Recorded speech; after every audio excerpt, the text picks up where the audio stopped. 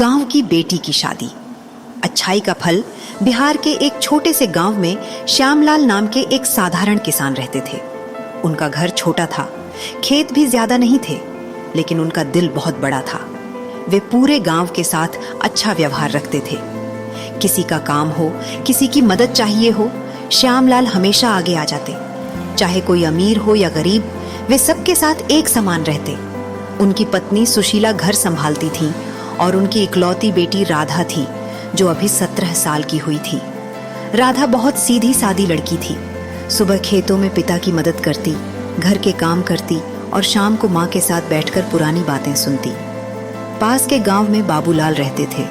वे थोड़े बड़े किसान थे, उनके खेत ज्यादा थे। उनका बेटा गोविंदा 20 साल का था। गोविंदा ने शहर में पढ़ाई की थी, लेकिन अब गांव लौट आया था। वह भी गांव से बहुत प्यार करता था। बाबूलाल और उनकी पत्नी कमला परिवार की इज्जत बहुत रखते थे। उनके रिश्तेदार और दोस्त बहुत थे, इसलिए कोई भी काम हो तो उनके यहाँ भीड़ लग जाती। एक दिन गांव के पंडित हरिशंकर ने दोनों परिवारों को मिलवाया। पंडित जी ने कहा, श्यामलाल भाई, आपकी राधा और बाबूलाल के गोविंदा का रिश्ता अच्छा बनेगा। दोनों परिवार अच्छे हैं। श्यामलाल ने सोचा और हामी भर दी।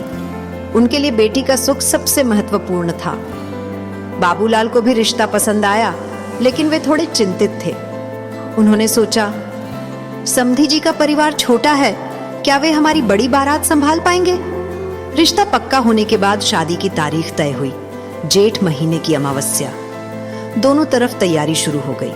श्यामलाल ने अपनी पत्नी सुशीला से कहा, बहुत खर्चा नहीं करना, हम साधारण लोग हैं। बारात में लगभग 100 लोग आए तो ठीक रहेगा। हम सबका अच्छे से स्वागत करेंगे। सुशीला ने हाँ कहा, लेकिन उनके मन में डर था। वे सोचती, बेटी की शादी है, सब कुछ अच्छा होना चाहिए। अगर मेहमानों को भोजन कम पड़ गया तो क्या होगा? राधा ने माँ की चिंता देखी तो बोली, माँ, पापा जितना कर पाएंगे उतना ही काफी है। मैं खुश हूं। बाबूलाल के घर में बात अलग थी। उन्होंने श्यामलाल से फोन पर पूछा, समधी जी, बारात में कितने लोग लाएं? श्यामलाल ने जवाब दिया, 100 के आसपास ले आना भाई। हमारा गांव छोटा है, लेकिन दिल से सबका स्वागत करेंगे। बाबूलाल को यह बात अच्छी नहीं लगी। वे अपनी पत्नी कमला से बोले, सिर्फ 100? अरे, हमारी इज्जत का सवाल है।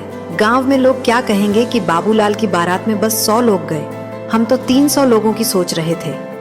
कमला ने समझाया, समधी जी की हालत देखो, वे साधारण किसान हैं। अगर हम ज्यादा लोग ले गए तो उनका बोझ बढ़ जाएगा। लेकिन बाबूलाल नहीं माने। उन्होंने कहा, गांव के हर घर से एक एक आदमी तो बुलाना पड़ेगा। रिश्तेदार, दोस्त, पड़ोसी 200 तो हो ही जाएंगे। फिर घर की औरतें अलग, जिसे न बुलाएं वह बुरा मान जाएगा। गोविंदा ने सुना तो हंसकर बोला, पापा, मेरे कुछ दोस्त भी आएंगे। 100 या 200, शादी तो होनी है। लेकिन बाबूलाल के मन में दुविधा थी। एक तरफ इज्जत बचानी थी, दूसरी तरफ समधी जी की परेशानी का ख्याल। वे रात को सोचते रहते, अगर बारात छोटी रही तो लोग हंसेंगे, अगर बड़ी गई तो समधी जी को तकलीफ होगी। धीरे धीरे शादी का दिन नजदीक आया। गोविंदा के दोस्तों ने खुद ही इंतजाम कर लिया। कोई बस से आया, कोई बाइक पर, कोई ट्रैक्टर पर। बाबूलाल को पता ही नहीं चला कि 100 की जगह 200 से ज्यादा लोग हो गए। बारात निकली, ढोल नगाड़े बजे, गीत गाए गए। लेकिन बाबूलाल के चेहरे पर चिंता थी। वे सोच रहे थे, क्या श्यामलाल जी इतने लोगों को खिला पिला पाएंगे? इधर श्यामलाल के गांव में सब तैयार थे। राधा को नए कपड़े पहनाए गए, हाथों में मेहंदी लगाई गई। सुशीला रो रही थी। वे बेटी से बोली, बेटी, तू जा रही है तो घर सूना हो जाएगा। राधा ने माँ को गले लगाया और कहा, माँ, मैं खुश रहूंगी। पापा ने जो किया वही मेरी सबसे बड़ी दौलत है। श्यामलाल ने पूरे गांव को पहले से बता दिया था। वे खुद हर घर गए थे और बोले थे, भाइयों, राधा की शादी है, सब आना। गांव वाले उन्हें बहुत मानते थे, क्योंकि श्यामलाल हमेशा सबकी मदद करते थे। किसी की शादी हो, किसी का कोई काम हो, वे जरूर जाते। कभी नहीं कहते कि मैं नहीं आऊंगा। बारात पहुंची। श्यामलाल ने देखा तो खुश हो गए, लेकिन जब गिनती की तो हैरान, 200 से ज्यादा लोग। उन्होंने बाबूलाल को गले लगाया और कहा, आप आए, यही बड़ी बात है। जितने आए सबका स्वागत है। लेकिन अंदर से चिंता हुई। रसोई में सिर्फ 100 लोगों का खाना बनाया गया था। सुशीला ने धीरे से कहा, अब क्या होगा, खाना कम पड़ जाएगा। श्यामलाल ने कहा, चिंता मत करो, गांव वाले हैं ना। शादी हुई, गोविंदा और राधा ने फेरे लिए, सब खुश थे। उसके बाद लिफाफे बांटने का कार्यक्रम रखा गया। श्यामलाल ने पूरे गांव को बुलाया। गांव वाले आए, बच्चे, बूढ़े, जवान सब। मंच पर गोविंदा और राधा बैठे थे, फोटो खींच रही थीं। हंसी मजाक चल रहा था, लेकिन रसोई में परेशानी हो गई। पंगत लगी, खीर, गुलाब जामुन, दाल चावल, सब्जी, पूरी, नमकीन और ठंडा पानी। सब अच्छा था, लेकिन लोग ज्यादा थे। जल्दी ही बर्तन खाली हो गए। रसोई वाले घबरा गए। श्यामलाल को पता चला तो उनका दिल बैठ गया। वे सोचने लगे, मेहमान भूखे रह जाएंगे, हमारी इज्जत का क्या होगा। सुशीला रोने लगी। राधा ने सुना तो बोली, पापा सबको कह दो कि मैं चली जाती हूँ। लेकिन श्यामलाल बाहर निकले। तभी गांव के मुखिया ठाकुर सिंह आए और बोले, श्यामलाल भाई घबराओ मत, हम सब हैं। फिर क्या था, पूरा गांव जुट गया। यह श्यामलाल के अच्छे व्यवहार का नतीजा था। सबको याद था कि जब ठाकुर सिंह के बेटे की शादी हुई थी, श्यामलाल रात भर जागकर मदद की थी।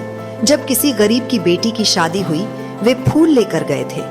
कुसुम चाची जो विधवा थीं, बोली, श्यामलाल भाई ने मेरे घर में मेरे पति के जाने के बाद बहुत मदद की थी।